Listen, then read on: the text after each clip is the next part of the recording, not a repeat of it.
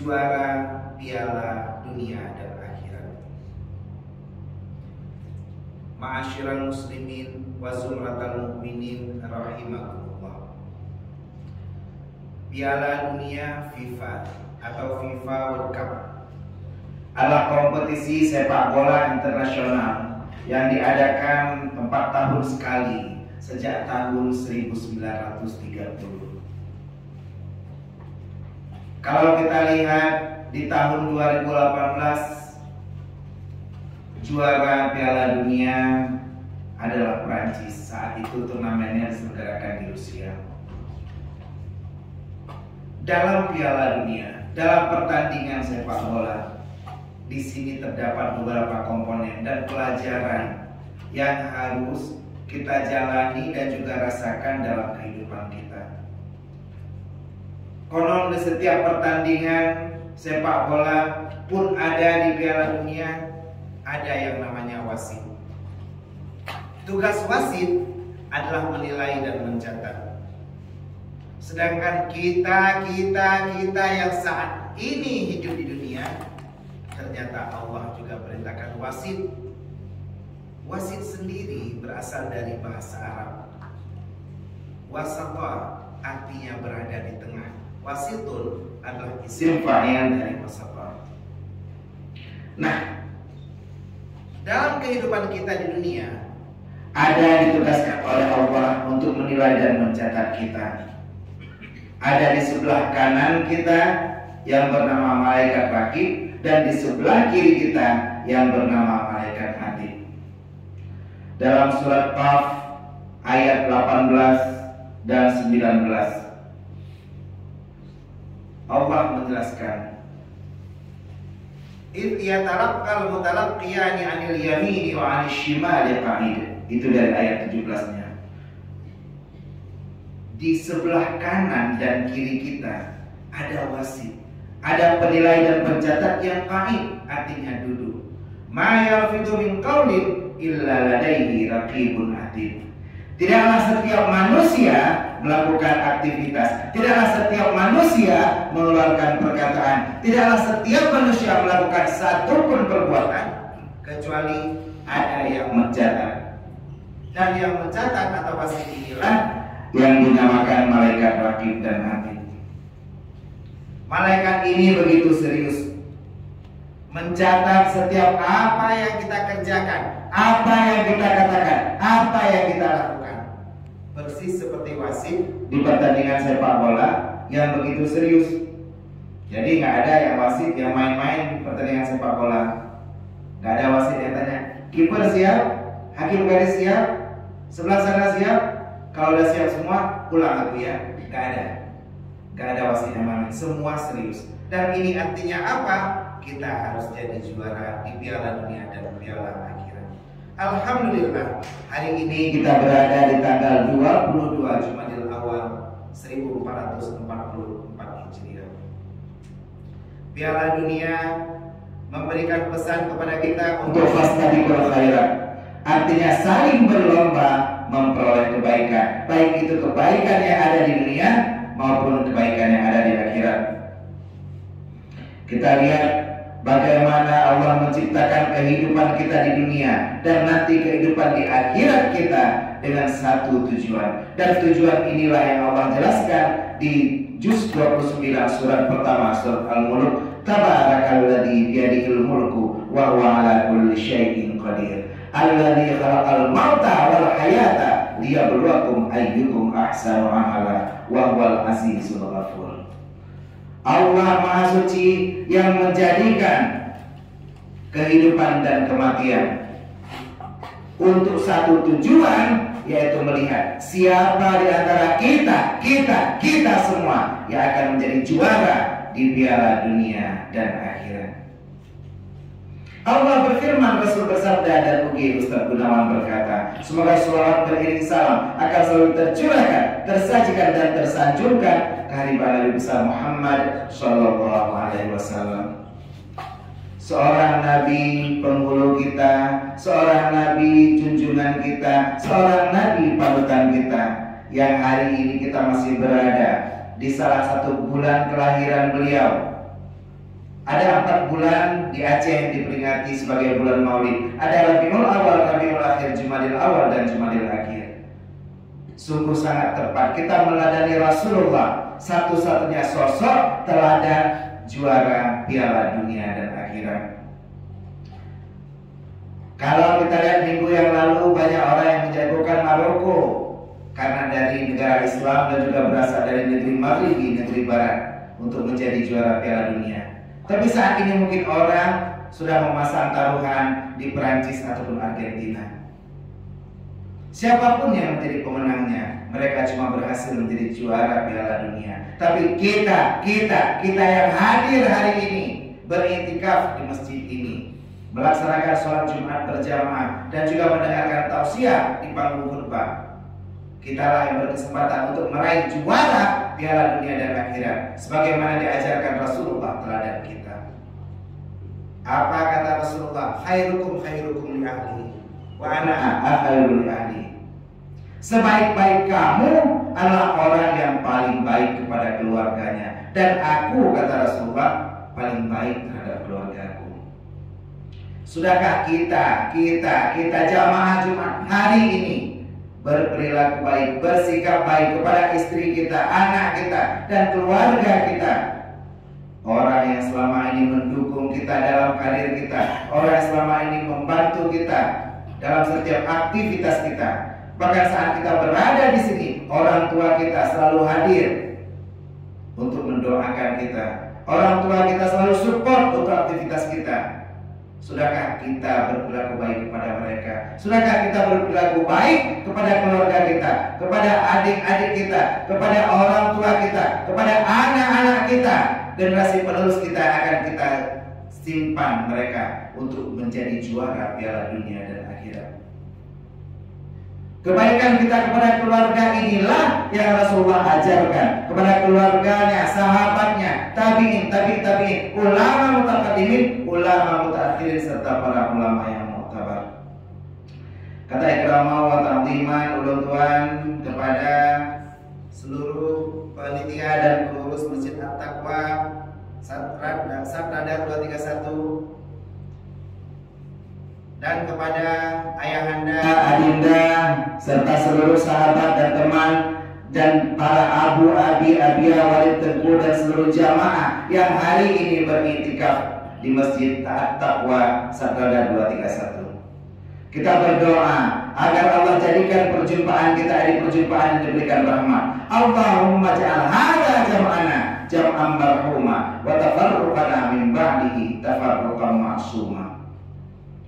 Hari ini kita belajar bagaimana menjadi orang-orang yang ditentukan Allah, orang-orang yang dicintai Allah, menjadi apa yang diajarkan oleh Rasulullah.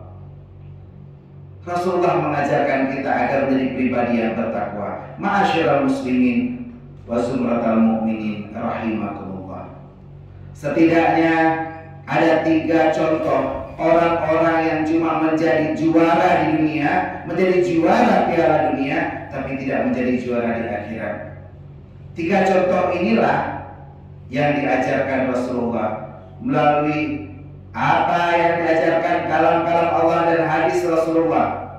Orang yang hanya mengejar kesuksesan di dunia tanpa memperhitungkan Allah, maka dia akan gagal dalam kehidupannya. 3 orang ini akan kita kisahkan dalam waktu 15 menit yang singkat ini. Yang pertama, ada seorang raja. Raja ini begitu hebat, terkenal kerajaannya 400 tahun lamanya. Wa kana mulkuhu arba'ati amin, dan adalah kerajaannya dituliskan 400 tahun lamanya.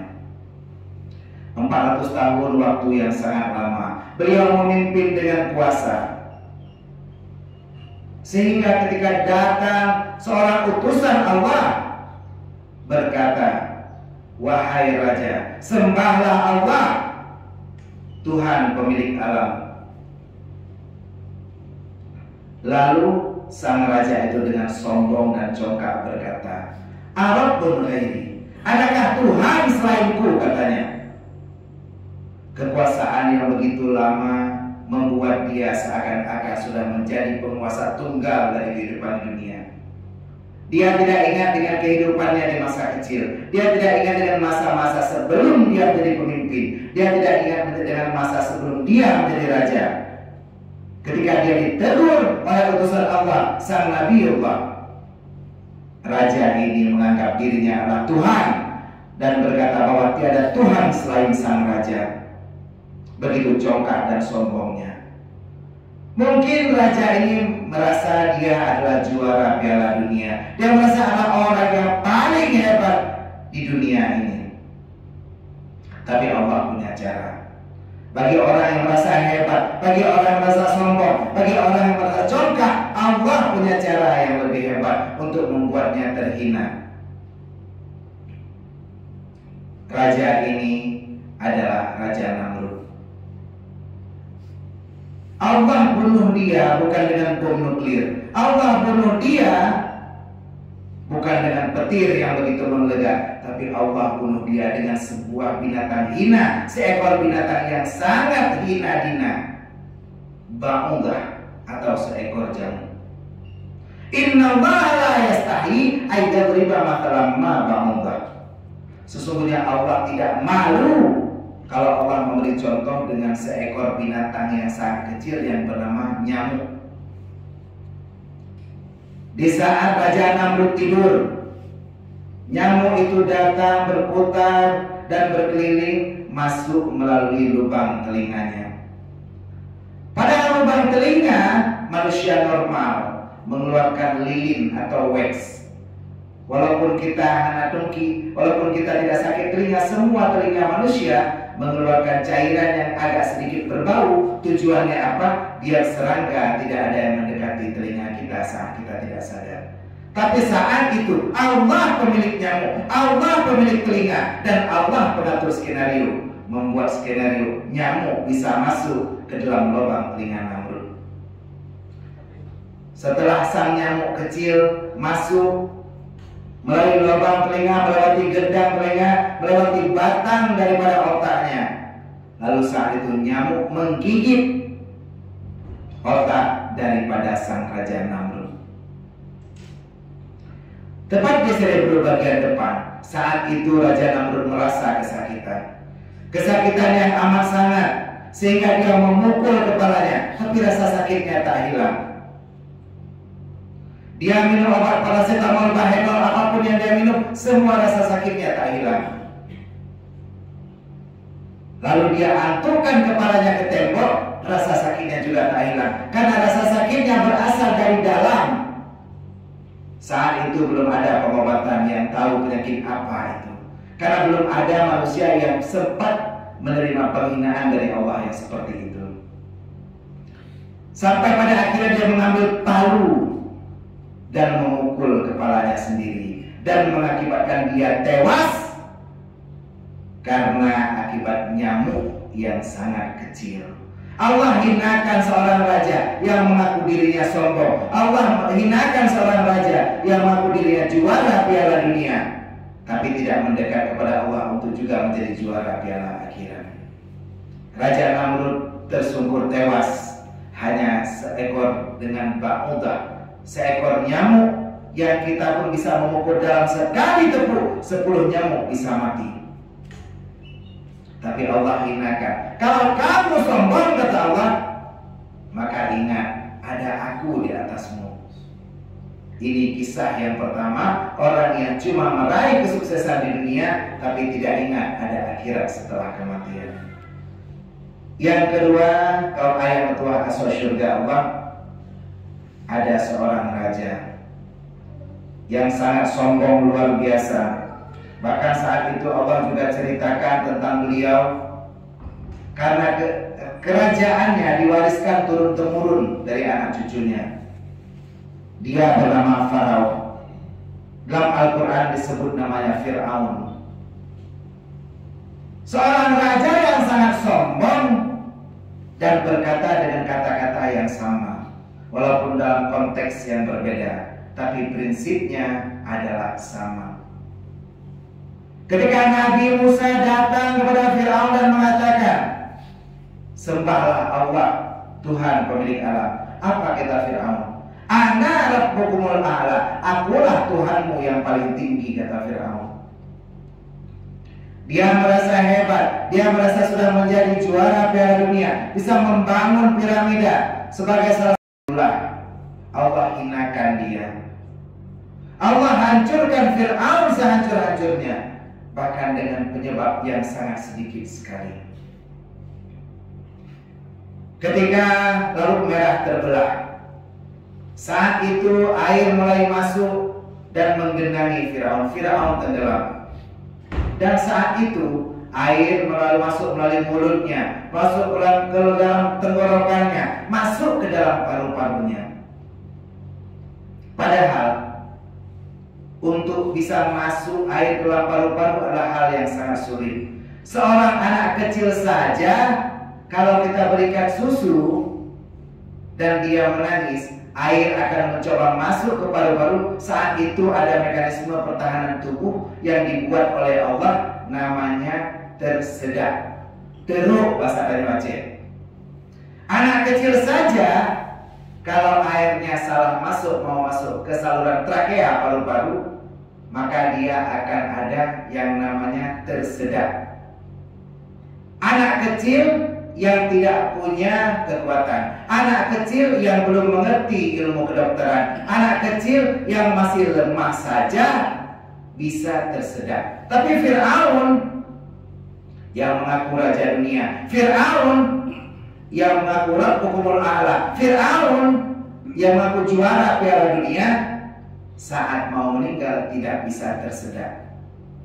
Hal yang kecil saja tidak bisa lagi dilakukan oleh mekanisme pertahanan tubuhnya. Apa yang Allah ingin katakan? Tubuhmu, tenggorokanmu, paru-parumu, nafas yang kau hirup, dan udara yang saat ini kau konsumsi dari oksigen dalam paru-parumu itu adalah milikku, kata Allah. Kalau kamu mencoba sombong, kalau kamu mencoba angkuh, maka aku akan cabut itu nikmat daripadamu. Kalau hari ini kita mau menjelma sebagai Fir'aun milenial, mungkin kita dengan wajah yang kolonial, tapi hidup di zaman milenial, kita mau berubah menjadi Fir'aun, siap-siap Allah akan hinakan kematian kita dengan cara yang tak terduga. Kenapa Fir'aun bisa meninggal di dalam air? Ini adalah ibarat yang Allah berikan melalui sejarah ketika Nabi Musa dihanyutkan juga melalui air. Saat Allah bercerita kepada ibunya Nabi Musa, saat itu wa auhayna ila ummi Musa an ardi'i, di surat Al-Qasas ayat 7, fa idza khifti alaihi falqihi fil yammi wa la takhafi wa la tahzani. Wahai ibunda Nabi Musa, kami wahyukan kepada ibu Musa bahwa dia agar menyusui Nabi Musa. Kalau kamu takut Musa akan dibunuh, karena saat itu ada kebijakan dari sang Tuhan Musa. Apa kata Tuhan Musa? Sembelihlah anak-anak laki-laki. Wa yastahyuna nisa'akum yudhabbihuna abna'akum wa yastahyuna nisa'akum. Sembelihlah bayi laki-laki dan biarkan hidup bayi perempuan. Ini lebih dari PKI. Kalau PKI membunuh orang yang sudah besar, tapi Fir'aun membunuh anak bayi yang masih kecil. Yudhabbihuna abna'akum. Dia membunuh, menyembelih anak laki-laki semuanya. Musa yang terlahir laki-laki, ibundanya pun takut sehingga beliau ingin menyelamatkan Nabi Musa. Fa idza khifti alaihi fa'alqihi fil yammi. Kalau kamu takut, maka biarkan dia mengalir di dalam aliran sungai. Wala takhafi wala tahzani. Dan jangan kamu takut dan jangan kamu gundah, kata Allah. Kalau kita sudah berpegang kepada Allah, maka tiada ketakutan dan kegundahan lagi kepada kita.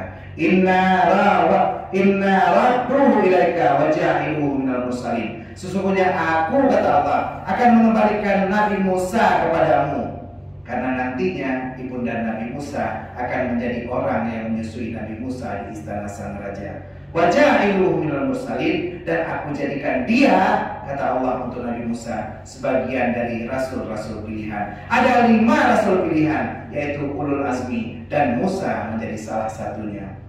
Kalau Musa dihanyutkan di sungai Nil, air itu tidak bisa membunuh anak-anak.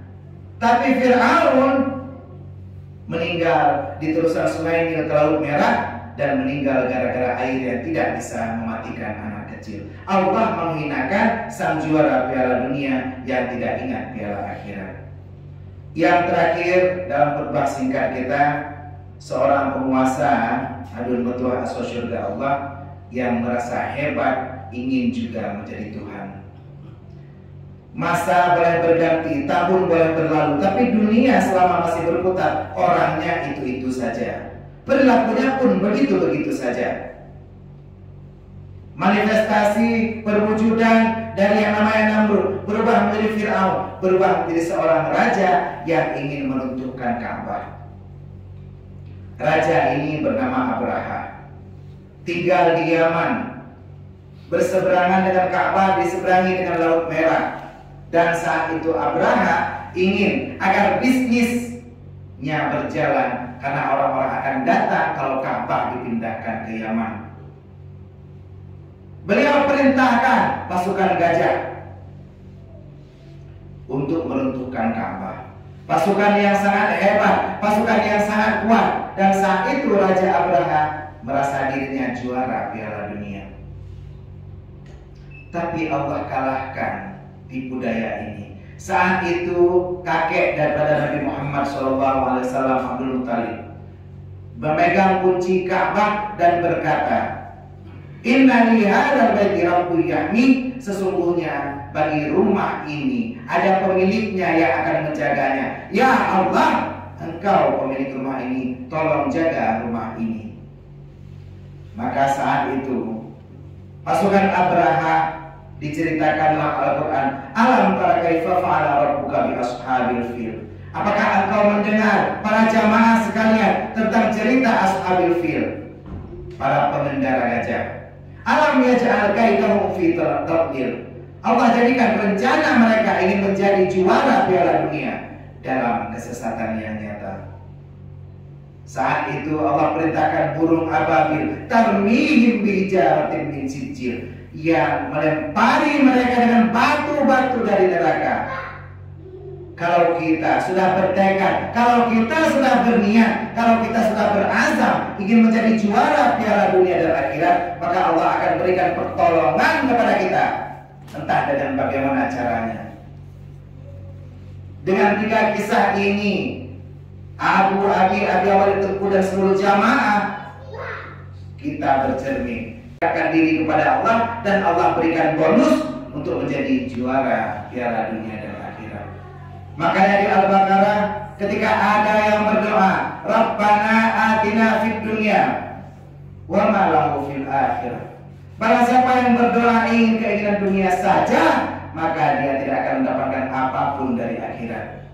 Maka kesimpulan kita hari ini di khutbah singkat kita, jadilah juara Piala Dunia dan akhirat dengan merubah doa kita di setiap saat kita, seperti doanya oleh pergi ke tanah suci dari rukun Yamani sampai Hajar Aswad. Rabbana atina fid dunya hasanah wa fil akhirati hasanah wa qina adzabannar. Ya Allah, ya Tuhan kami, jadikan kami semua yang hadir pada hari ini menjadi juara Piala Dunia dan akhirat, dan insya Allah masukkan kami dalam surgamu, jauhkan kami dari nerakamu yang panas membara. Inilah saja yang dapat khatib sampaikan pada khutbah Jumat singkat ini. Semoga menginspirasi dan memotivasi kita semua. Hadanallahu wa iyyakum ajmain. Kita masuki rukun 2 al-khutbah.